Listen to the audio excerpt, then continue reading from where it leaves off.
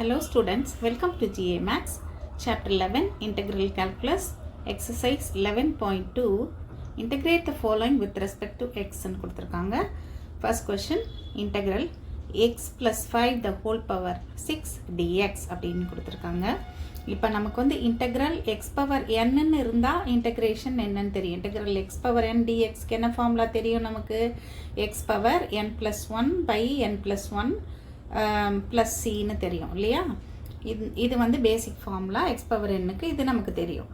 இங்கே இருக்கிற ஃபங்க்ஷன் எப்படி இருக்குது அப்படின்னா, அந்த எஃப் ஆஃப் எக்ஸ் இருக்கிற இடத்துல f of ax plus b அப்படின்ற மாதிரி இருக்குது ஃபங்க்ஷன். ஓகே, ஸோ இப்படி ஃபங்க்ஷன்ஸுக்கு இன்டகிரேஷன் எப்படி வரும் அப்படின்னா, integral ax plus b the whole power n dx is equal to அதே தான் எக்ஸ் பவர் என்க்கு என்ன பண்ணுவோமோ அதே தான் ax plus b அந்த ஃபங்க்ஷனை எழுதிட்டு power n plus 1 by n plus 1 அந்த பவரில் என்ன இருக்கோ அதை போட்டுட்டு அப்படி இன் அடிஷன் டு தேட் இன்னொன்று நம்ம என்ன பண்ணுறோம் அப்படின்னா, இந்த ax plus b இருக்கு இல்லையா, இதோட டிஃபரன்சியேஷன் என்னது, அதாவது இந்த எக்ஸோட கோஎஃபிஷியன்ட் இருக்குல்ல, அப்படியே வச்சுக்கோங்க, எக்ஸோட கோஎஃபிஷியன்ட் இருக்குல்ல, அந்த கோஎஃபிஷியண்ட்டை இங்கே என்ன பண்ணிடணும் அப்படின்னா டிவைட் பண்ணிடணும் இன்டகிரேஷனில் 1 by, அதனால தான் 1 by a அப்படின்னு வருது. ஓகே, டிஃபரன்சியேஷனில் நம்ம என்ன பண்ணுவோம், அந்த மாதிரி ஃபங்க்ஷன்ஸை டிஃபரன்சியேஷனில் அந்த ஏயை முன்னாடி மல்டிப்ளை பண்ணுவோம்.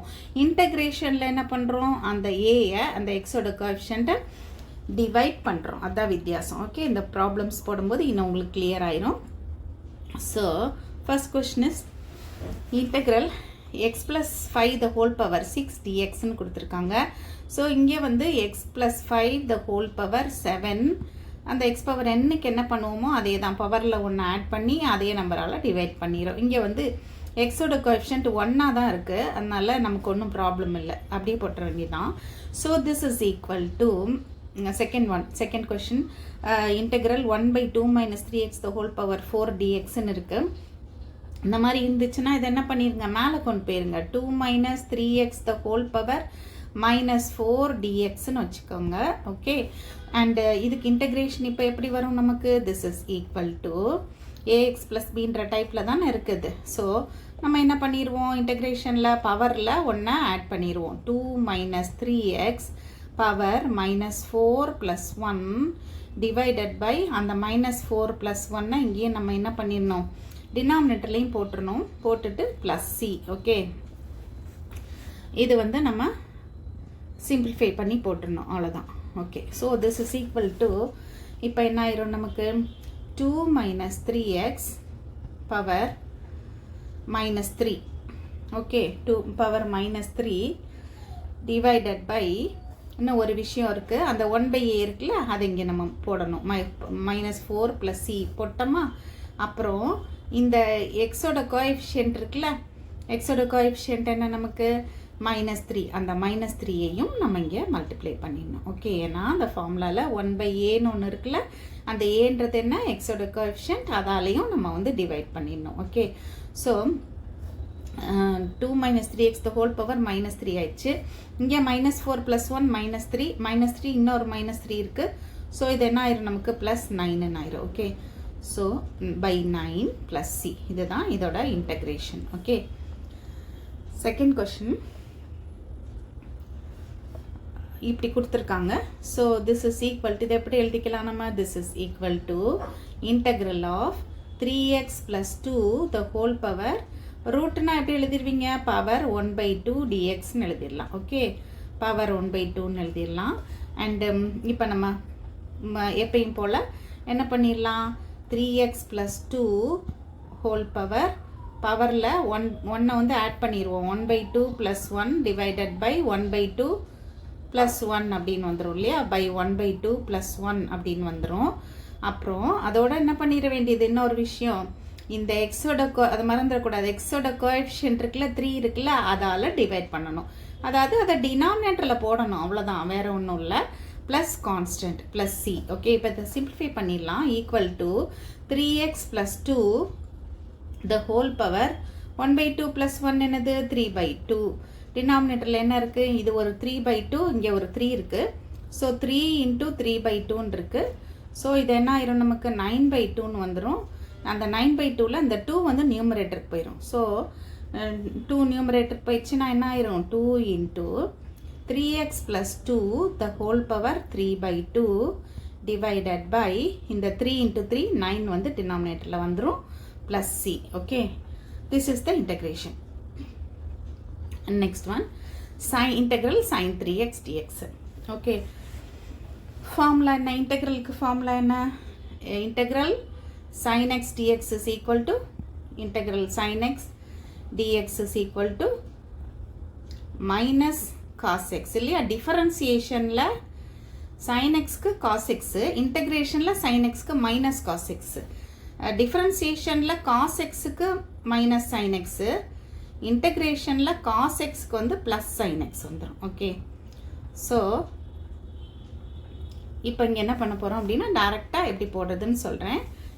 sin 3xக்கு integration என்னது minus cos 3x. Okay, and இந்த எக்ஸோட கோஎஃபிஷியன்ட் அந்த ஏஎக்ஸில் அந்த ஏ இருக்கு இல்லையா, எக்ஸோட கோஎஃபிஷியன்ட் அது என்னது நமக்கு 3 இருக்குல்ல, அந்த 3ஆல் நம்ம என்ன பண்ணிடணும், டிவைட் பண்ணிடணும். So divided by 3 plus C, இதுதான் integration. Okay, next one, cos of 5 minus 11x அப்படின்னு கொடுத்துருக்காங்க.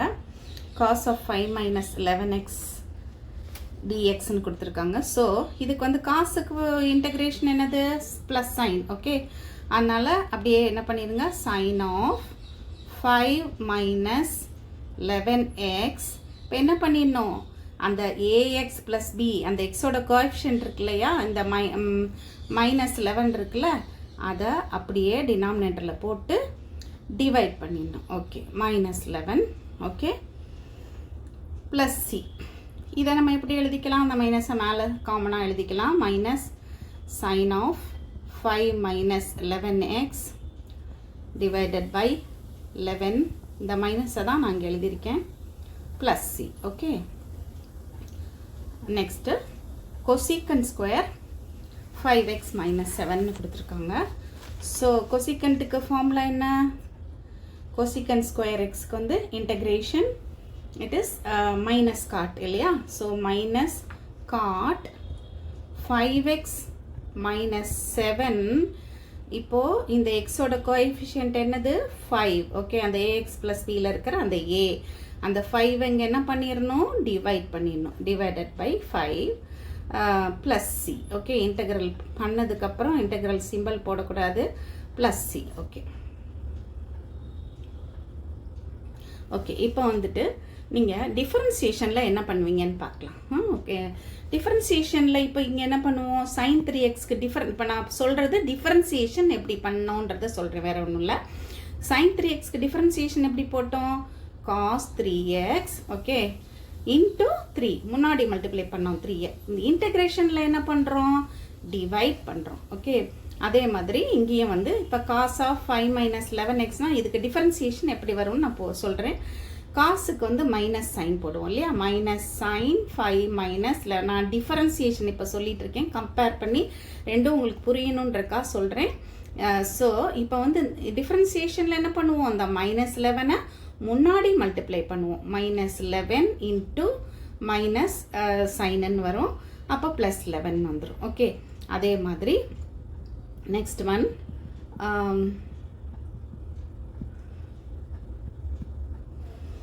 இங்கே இந்த இடத்துல இந்த கேஸில் வந்து என்ன ஆயிரும், நமக்கு டிஃப்ரென்சியேஷனில் என்ன பண்ணுவோம், இந்த 5 வந்து முன்னாடி மல்டிப்ளை பண்ணுவோம். இதுக்குரிய ஃபார்முலா என்னவோ அதை போட்டுட்டு 5 வந்து என்ன பண்ணிடுவோம், இதுக்கு டைரெக்டாக நமக்கு டிஃப்ரென்சியேஷனுக்கு ஃபார்முலா கிடையாது, பட் நான் வந்து டிஃப்ரென்சியேஷனில் மல்டிப்ளை பண்ணுவோன்றதுக்காக நான் சொல்கிறேன். Okay, and next e power third question, e power 3x minus 6 dxன்னு கொடுத்துருக்காங்க. இதுவும் அதே தான் மெத்தடு. e பவர் எக்ஸ்க்கு e பவர் எக்ஸ்ன்னு தெரியும். ஸோ இதுக்கு என்ன ஆயிரும், e power 3x minus x. அப்புறம் என்ன பண்ணிடணும், இந்த ஏஎக்ஸ் ப்ளஸ் பியில் அந்த எக்ஸோட கோஎஃபிஷியன்ட் இருக்குல்ல, அதால் டிவைட் பண்ணிடணும், அந்த 3ஆல் டிவைட் பண்ணிடணும். அப்போ e power 3x minus 6 divided by 3. இல்லை முன்னாடி வந்து 1/3ன்னு எழுதணும்னாலும் எழுதிக்கலாம். ஓகே, ரெண்டு ஒன்று தான். இப்படியும் எழுதிக்கலாம் 1/3 into e power 3x minus 6 plus C அப்படின்னு எழுதிக்கலாம். Okay, and next one e power எக்ஸுக்கு இ பவர் எக்ஸ் தான் பார்த்தோம். E power 8 minus 7x. இப்போ இங்கே ஏ எக்ஸோட கோஎஃபிஷியன்ட் என்னது -7. அந்த -7ஆல் டிவைட் பண்ணிடுங்க இன்டெகிரேட் பண்ணுறதுனால. So plus C. இப்போ இதை நம்ம எப்படி எழுதிக்கலாம்?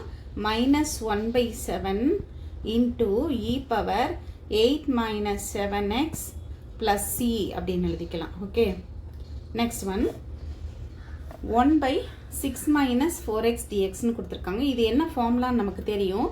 லாக் மாடுன்றது தெரியும் இல்லையா? லாக் ஆஃப் த டினாமினேட்டர், அதாவது இன்டெக்ரல் 1/x dxக்கு என்ன வரும்? அந்த ஃபார்முலா தான் equal to log mod x plus சின்னு போடுவோம்ல, இதான ஃபார்முலா இன்டெக்ரல் 1/x dxக்கு. இங்கே வந்து எக்ஸ் இருக்கிற பிளேஸில் யூ ஹாவ் 6 மைனஸ் 4x. அதனால் அதை அப்படியே போட்டுட்டு இந்த -4 இருக்கு இல்லையா எக்ஸோட கோஎஃபிஷியன்ட், அதாவது அந்த ஏஎக்ஸ் ப்ளஸ் பின்ற ஃபங்க்ஷனில் அந்த அதால் நம்ம என்ன பண்ணிட போகிறோம்? டிவைட் பண்ணிட போகிறோம் பை -4. ஸோ இதை எப்படி எழுதிக்கலாம் நம்ம? This is equal to -1/4 into log of என்ன போட்டுடலாம்?